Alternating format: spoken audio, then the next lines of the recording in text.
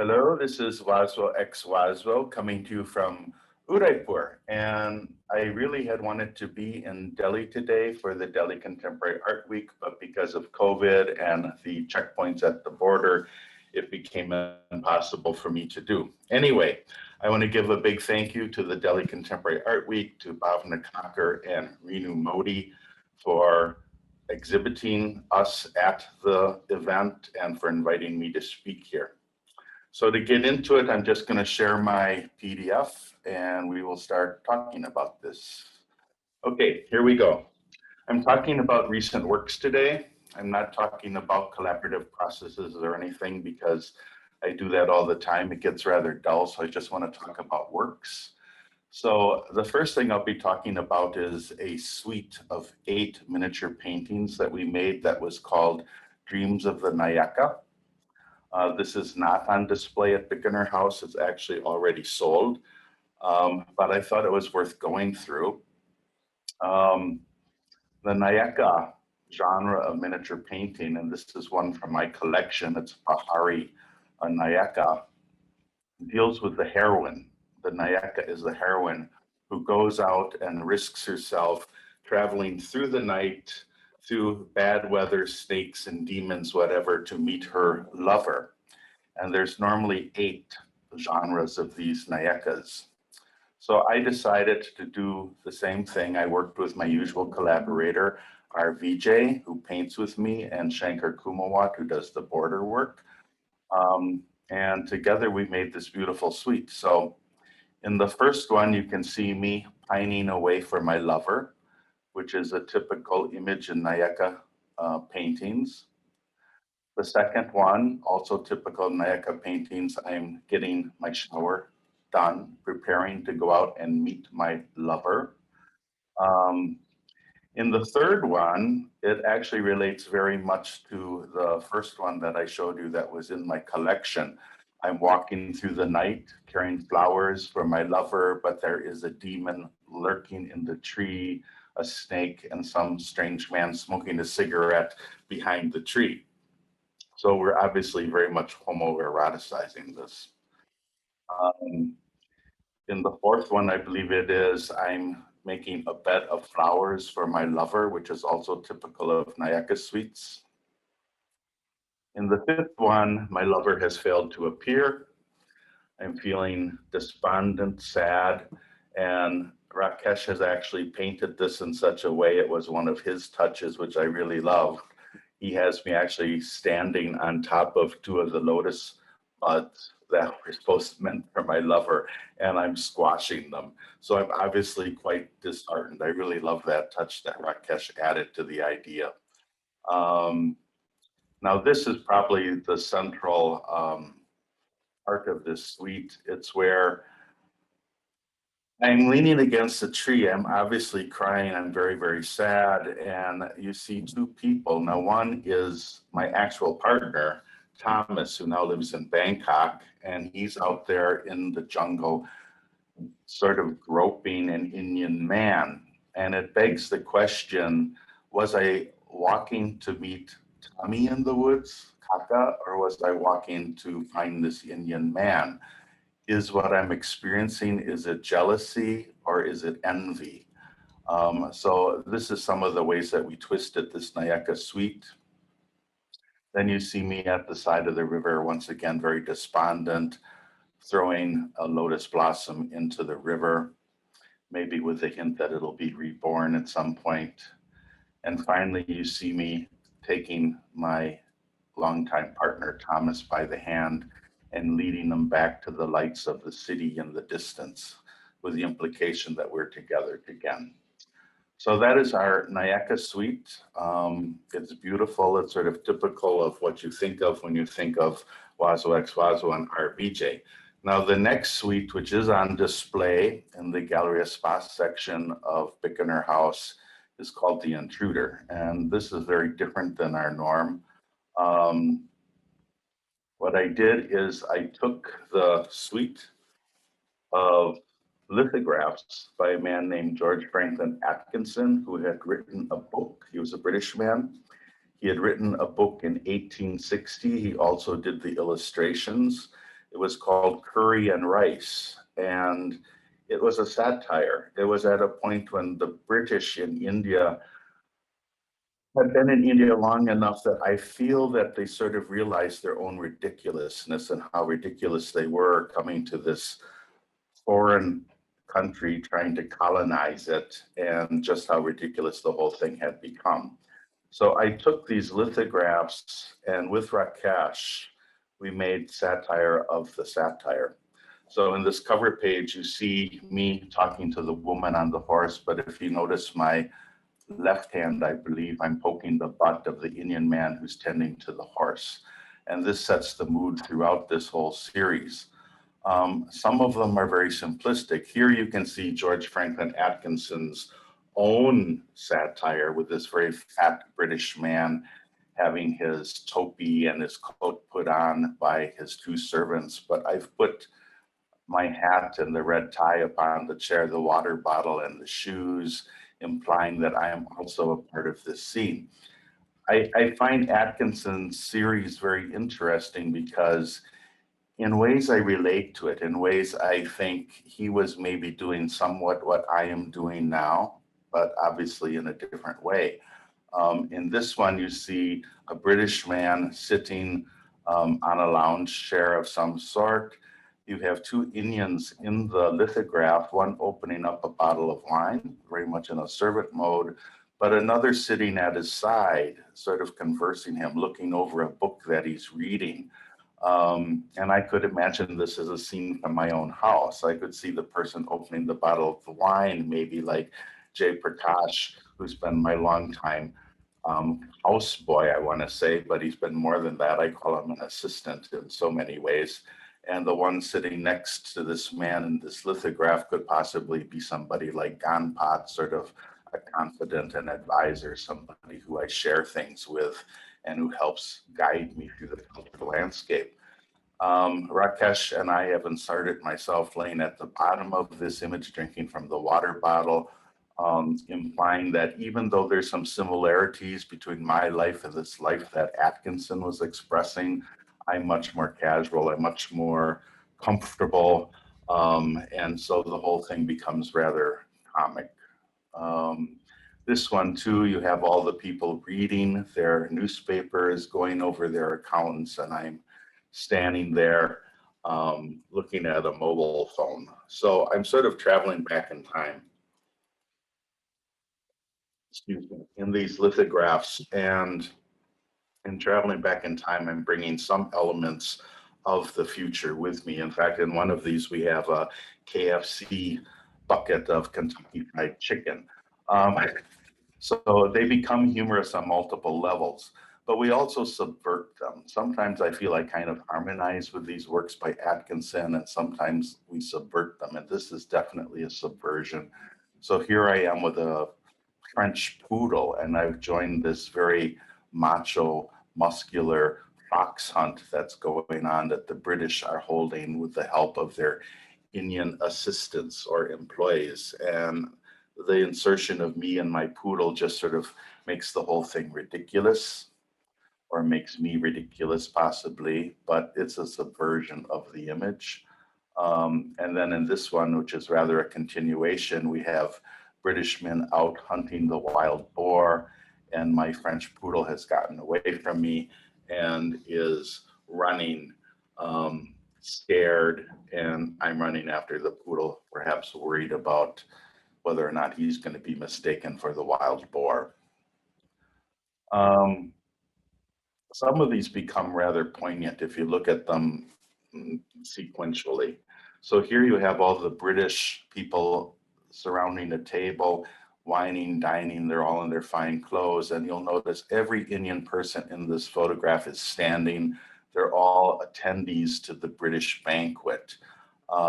But I inserted myself once again laying down near, not only near the liquor bottles, but also near the Indian servants, because that's the way I feel in my present life, that's kind of where I am. I am more comfortable being with the working class people than I am being with the, well, let's say fellow expats, if you want to use that word, or immigrants to India. I feel I've very much slided more and more over to the Indian side of things. Um, this could be after that banquet, this could be the ball, once again inserting some homoeroticism with me sort of grasping at a poor Indian man just standing at the side as if I want him to dance with me, but he's being very stiff and not moving. Rakesh and I tried to play with this as much as we could to like, how are we going to insert the little figure of the fedora man in ways that are comical, but also seem natural with the scenes. And then in some of them, I found Atkinson's lithographs actually not to my taste. In fact, I would say almost racist. So in this one, the original title of this that Atkinson gave it was Our Agriculturalist. And it seemed to me like he was making fun of the farmer, which very much goes against my grain, because if you look at our entire body of work, I always make fun of myself. I don't make fun of Indians in any of our work. As far as I can recall, I never make fun of Indians, but I will make fun of myself within the Indian context.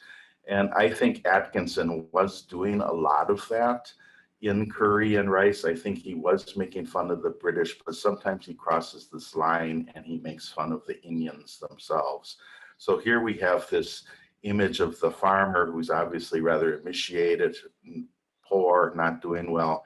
And we didn't know what to do with this. And I decided, let's just put balloons in the sky and let the balloons float over like they're drifting over from the party that the British are having. And this poor man is left out on his own, tilling the fields and working. In this Atkinson print, and I'm not showing you all of the 20, there's actually 40 in the book, but there's 20 in our suite. I actually found a man that looked somewhat similar to me, and he's the man on the right. I inserted myself on the left, and this is apparently some sort of tax collection department or something. And the man who's at the table is probably offering to pay a bribe of some sort. But once again, finding myself within these prints of George Franklin Atkinson and subverting them in ways and playing with them. And then, of course, more contemporary sensibilities. Here you have the tiger hunt, and I have inserted myself between the man with the gun on top of the elephant and his bearer and the tiger itself. And I'm holding up my hands like, don't shoot. And then in the next image, you see me being carried away on top of a wagon. Everybody's rushing. I'm clutching my chest almost as if I have been shot and possibly I'm being rushed to the hospital. So yes, it's Waswo as martyr. But you do have to remember that in all of these lithographs, I don't really think of this character anymore so much as myself. I often think of him as his own man. He's become his own everyman, is his own character. So anyway, the series ends, and I've skipped many in the series in this presentation. The series ends with me floating in a balloon and looking down upon this town. It was an imaginary town that Atkinson had created, which was called the town of Kebab. It was a hill station for the British, supposedly, in the book Curry and Rice. And I'm just looking down upon it with a telescope. And that's basically what we were doing when we made this series. We were looking down at this imaginary town of Kebab that George Franklin Atkinson had created and trying to figure it out in our own way. I mean, there's a lot of years between 1860 and 2020, which is when we did this. Just trying to figure out what exactly was going on in this imaginary town. What was Atkinson thinking as he created these? How were they poking fun at the British? How were they poking fun at Indians? How much were they poking fun at society in general and the whole ridiculous nature of it? And so I think I saw a lot of my own work I saw in Atkinson's work, although once again, I think my own work pretty much always makes fun of myself, not the larger society. So the next series I want to talk about, and the last, is on view at the Latitude 28 section at Bickener House, and it's called A Visitor to the Court. This is our most recent work. This was all done this year, actually. in 2021 out at the studio in Varda. And what I'm playing here is I'm taking a cue from William Dalrymple's White Moguls. Excuse me, my throat is very dry. I get very parched here in Rajasthan at this time of year. Basically, I wanted to do a little time travel again, go back into time. We made these fancy courtly robes and this puggree that I wear. And I wanted to imagine that I've gone back in time and I'm a foreigner, I'm a Ferengi visitor to not really the Mughal court. I'm imagining this more as the Biwari court in Udaipur, because the Biwaris also adopted sort of this Mughal costuming. So I think it fits.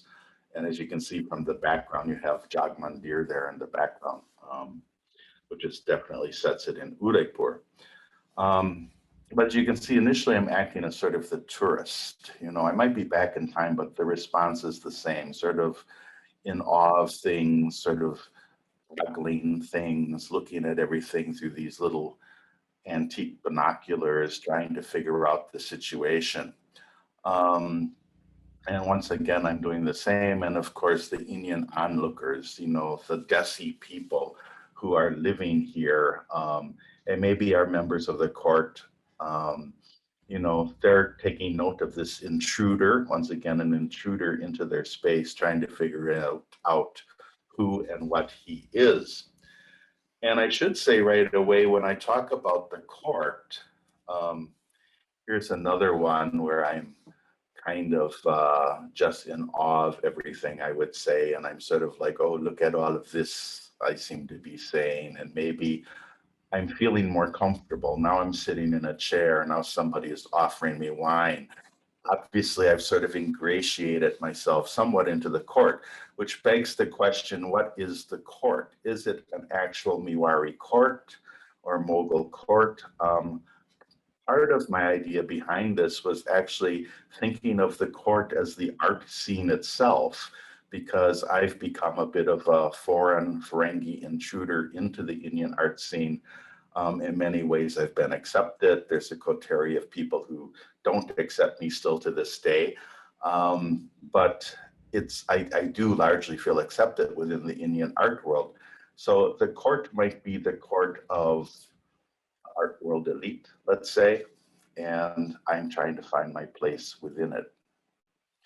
The intruder, sort of the visitor to the court, I should say, starts to become less and less of a tourist. He starts to become contemplative and start to think about his position and where he is and what he's seeing and the culture that he's immersing himself within.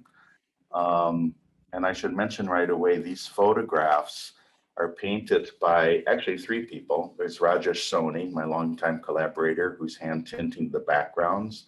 And then there's also our Vijay, my other longtime collaborator, who is painting in details such as these Haratota, the green parrots.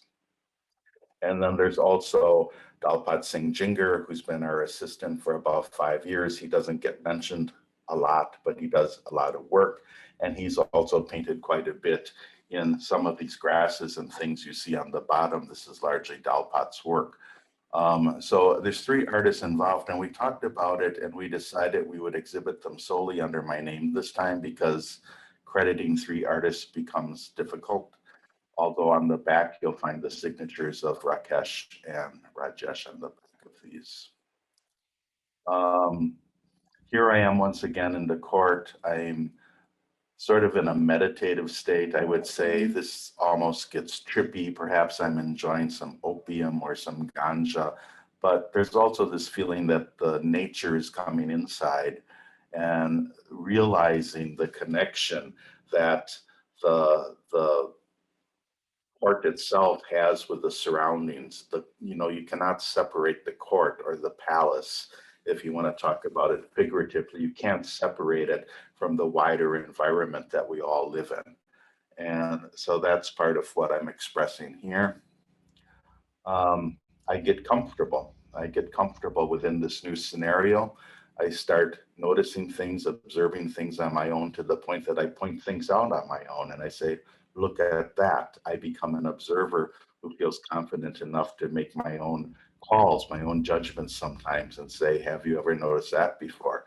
And obviously in this particular image, I'm pointing to something that the other man with the long beard has not noticed, or maybe is aware of, but maybe hasn't seen it in quite the same way that I have. So it becomes an interplay, and there's sort of this growth of the character as we go along.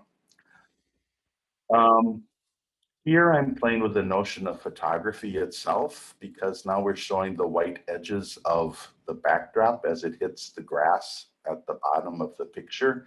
So, it obviously seems like a constructed photo. And, that whole play of um, elites of wanting to be photographed with books, which continues to this day. I mean, it's an old trope in photography, the elite person photographed with his books happens today. If you look in almost any magazine or newspaper, anybody who wants to be perceived as an intellectual always poses with his book. So this we've done sort of over the top with many, many books. And I'm actually looking at my first book, India Poems, with this expression sort of aghast. I'm rather aghast of what I have written or what I've photographed. And obviously there's an implication that some maturity has happened. And when I look back now, I realize that I've come a long way, and perhaps I'm a little ashamed of what came prior to what I'm doing at this point. Ashamed might be too hard of a word, but uncomfortable maybe. So anyway, I have become, now a part of the court, and this is a much more formal portrait.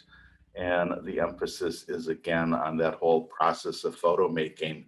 Um, and I look sort of mock sincere. I mean, there's certainly a sincerity in this photograph that is lacking from the others, yet at the same time, it's comical because of the size of the book that I'm holding, and perhaps the expression on my face and the way my hand is draped over that pedestal. Um, but I seem to now feel like, okay, I'm here, and maybe I'm here enough that people in the court are now photographing me as a member of the court, if you want to say it that way. So anyway, I'll end on this one. And this is the way I often feel in my life in Udaipur. I feel like I'm very much in a very special place that I dearly love. And I feel I've become very much a part of it. Just I feel like I've been honored to become a part of the Indian art scene. And yet you can see in the lower level, you can see a white picket fence and two pink flamingos, which imply that I've never been totally able to shake off my Midwestern American roots. The picket fence and the plastic flamingos are very, very American, of course. So it's a funny image, but there's also some poignancy here. It's like I've become a part of this place, but I'm always just a little bit tied to my homeland still.